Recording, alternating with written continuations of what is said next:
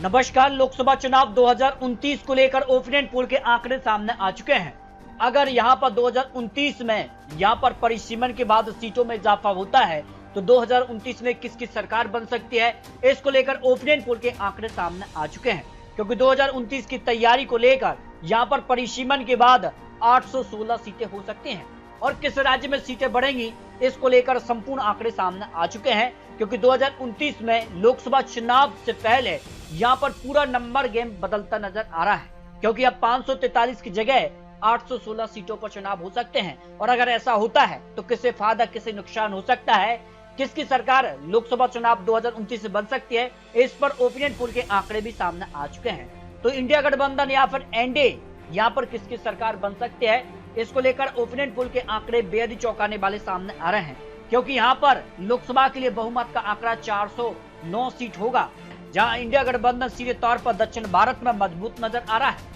वहीं एनडीए की बात की तो उत्तर भारत में मजबूत है, लेकिन कहां सीटें बढ़ सकती हैं, इसको लेकर क्या आंकड़े हैं और ओपिनियन पोल के आंकड़ों के हिसाब से लोकसभा चुनाव में किसकी सरकार बन सकती है। माना जा रहा है कि परिसीमन के बाद हिंदी भाषी राज्यों में सीधे तौर पर जबरदस्त फायदा मिल सकता है। क्योंकि जनसंख्या बढ़ने के आधार पर ही लोकसभा की सीटें बढ़ने जा रही हैं। जो खबर यहाँ पर परिसीमन को लेकर सामने आ रही है, संभावित जो सीटों का आंकड़ा है उसमें उत्तर प्रदेश की 80 से बढ़कर 120 सीटें हो सकती हैं, जबकि महाराष्ट्र में 48 से बढ़कर 72 सीटें हो सकती हैं। पश्चिम बंगाल में 42 से बढ़कर 63 सीटें यहाँ पर जो है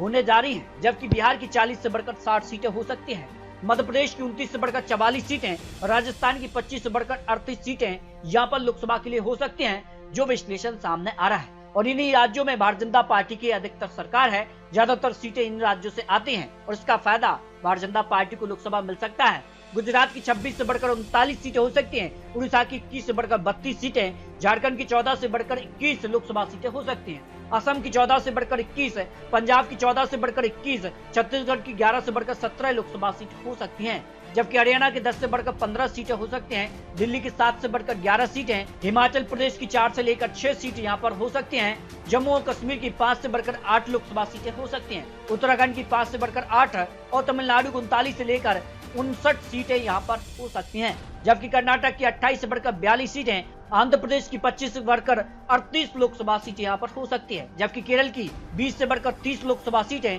तेलंगाना की 17 से बढ़कर 26 लोकसभा सीटें हो सकती हैं। इस तरह से बात की जाए तो 2029 में 816 सीटों पर चुनाव हो सकते हैं, लेकिन 2029 में अगर 543 सीटों पर ही चुनाव होते हैं तो जो ओपिनियन पोल के आंकड़े सामने आ रहे हैं, एनडीए को 282 सीटें जा सकते हैं, जबकि इंडिया गठबंधन को 252 और अन्य खाते में 9 लोकसभा सीट जाने की संभावना ओपिनियन पोल में दिखाई दे रही है। यानी सीधे तौर पर माना जा रहा है कि 2029 का चुनाव अब परिसीमन के बाद कितना कुछ माहौल बदलने जा रहा है और उत्तर भारत में जो सीटें बढ़ेंगी उसका फायदा एनडीए को कितना हो सकता है, ये तो आने वाला वक्त में ही पता चलेगा। लेकिन लोकसभा चुनाव को लेकर आपको क्या लगता है, 2029 में परिसीमन के बाद क्या सीटें बढ़ेंगी या फिर 2029 में 543 सीट पर ही चुनाव होता है, 543 सीटों पर चुनाव होता है तो एनडीए की सरकार बनेगी, इंडिया गठबंधन की वापसी हो सकती है? क्योंकि कई मुद्दे अब विपक्ष यहाँ पर उठाता नजर आ रहा है। क्या इन मुद्दों के दम पर विपक्ष वापसी कर सकता है, इसको लेकर आप रख सकते हैं, क्योंकि तो चुनाव या फिर चुनावी अनुमान है।